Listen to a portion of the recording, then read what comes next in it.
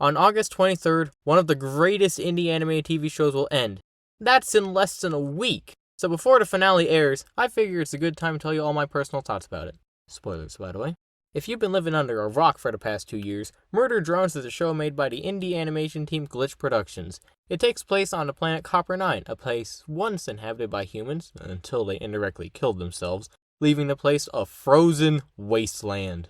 This leaves a robotic forced unpaid employees called worker drones to take their place and live by their own. Until a bunch of other robots with murderous intent arrived and went to town. This forced the worker drones to go into hiding to avoid being killed by the series title characters, the Murder Drones. Now the setup is similar to another show, but sets up the framework for a really good plotline. The story follows a worker drone named Uzi, who, safe to say, has a lot of trouble fitting in. Uzi, please sit normal. Fight me! Uzi, give Brayden back his sentience. Fight me! Her. I started it, and also I'm dumb. Uzi, you have to partner up. Several people wanted to, for the record. No, he didn't. You freak us out. But mostly fight me!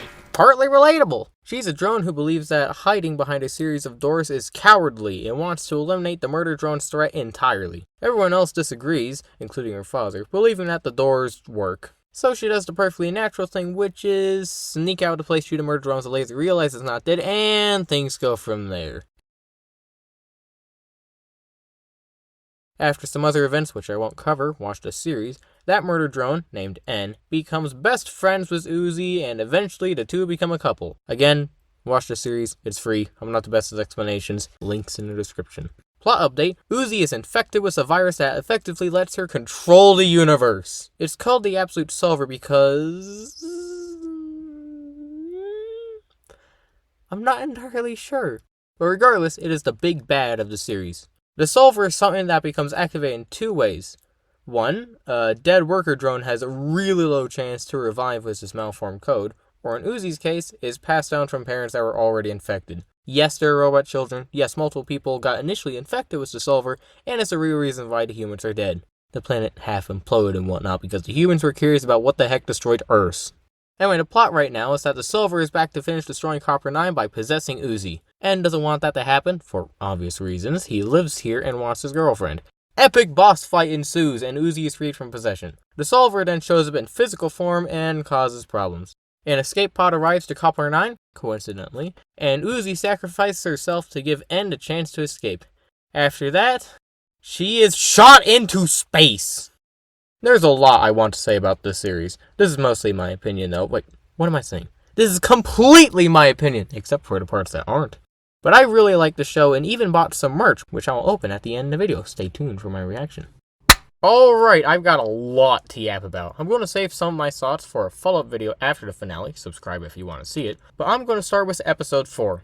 I love episode 4. Here's a quick summary.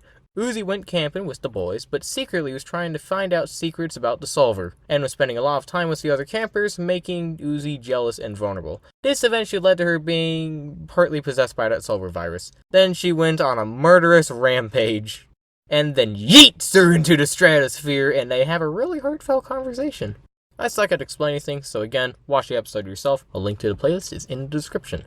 Now, this episode was crafted by freaking experts. The dialogue, the animation, the freaking music. Mwah, chef's kiss. Now, I traditionally grade films and TV shows based off their writing, dialogue, animation, if that's present, and generally the aspects that compose the piece. I don't grade based off the emotion it gives the viewer. The thing is, I don't really feel much emotion watching stuff. I watched Spider-Man No Way Home and thought, finally, an ending that's different. Maybe that's just because I've watched way too much stuff to become invested in the characters, or maybe I'm just a dull, boring person. But I actually felt emotion watching this scene in particular. I've come back to it so many times, even watching it in both Russian and Spanish languages. I might have a problem. When I watched this scene, I felt empathy for Uzi. Like, hyper empathy. She just came out of a really difficult situation, felt scared and hopeless, like there was nobody there to help. And I felt for her. This scene was executed so perfectly that it made me, someone who could watch the most tragic and saddest deaths in film history, with a blank empty, dead expression externally and internally feel emotions for pixels on my crappy laptop screen. How do these wizards do this? Witchcraft, I say! Witchcraft! I'm not sure what event in my past caused this response, but that's for a different video.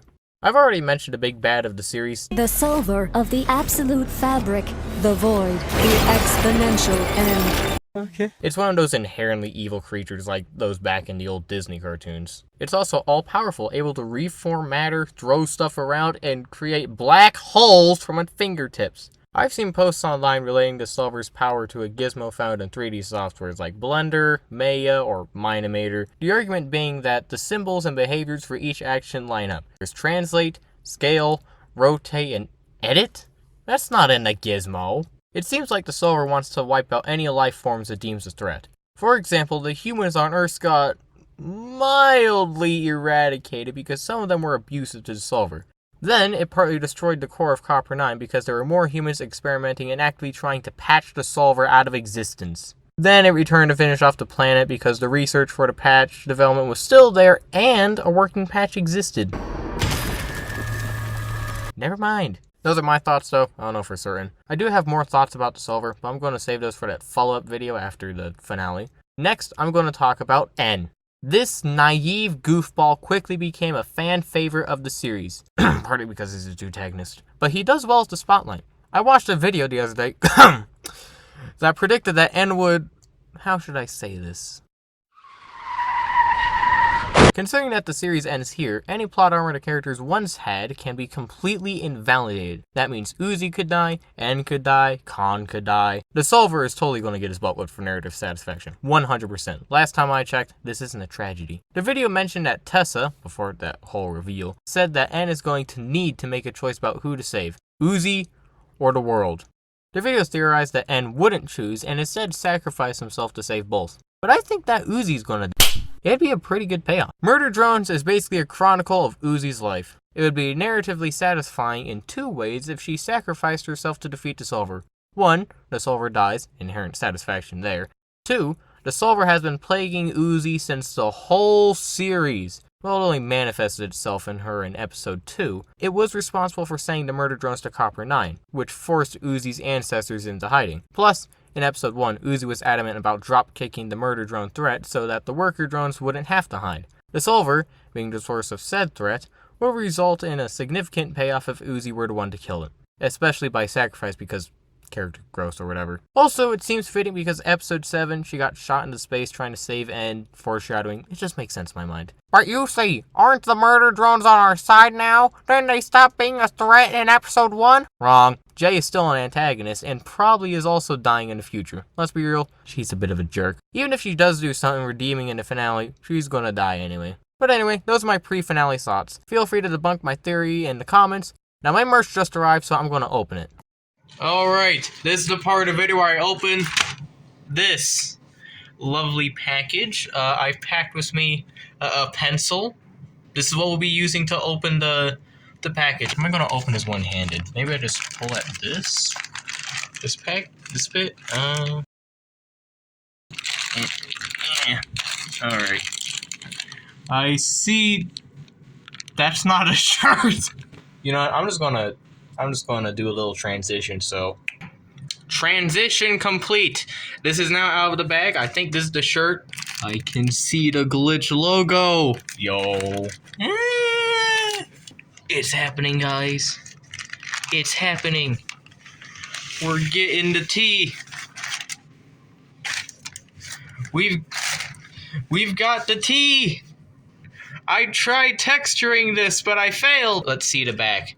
The back is the part that should look really good. I see parts of it. Oh yeah. Oh, that looks sick. Feels comfortable, but I'll have to put it on in order to test that theory. I now have it on. I might have gotten it a size too small, I'll be honest. Look at that sleeve. Hopefully that looks good. I hate this game. It's extra small. Bro moment. Okay, I don't know if that was just some goof up I made during the order, but I am going to have to see about amending that. What do I rate this product? Well, the design is epic. I really love the design. So in terms of design, 10 out of 10. 5 stars. Yes, I'm gonna rate 5 stars because I can actually show that with my hands. It's not too loud on the front. Shirt quality, I'll have to rate when I get a shirt that is bigger. But even though it was small, I was like wearing it over my current shirt, which is quite faded. It still felt relatively comfortable. That's my review. Thanks for watching my unorganized murder drone thoughts. I'm currently in my closet right now. I'm executing a perfect YouTuber cliche because that's the only place that's somewhat quiet in my house. I'm gonna do the thing where I tell you guys to subscribe. This channel's like brand spanking new, and I've got a lot of plans. You're not gonna want to miss the content. Also, if you made it to the very end of this video, here's my Minecraft channel as a treat. Unless you came from there, in which case, I don't know. I will be uploading videos both here and on that channel, so more content. Yeah. I don't know how to do outros, so remember your shirt size. Goodbye.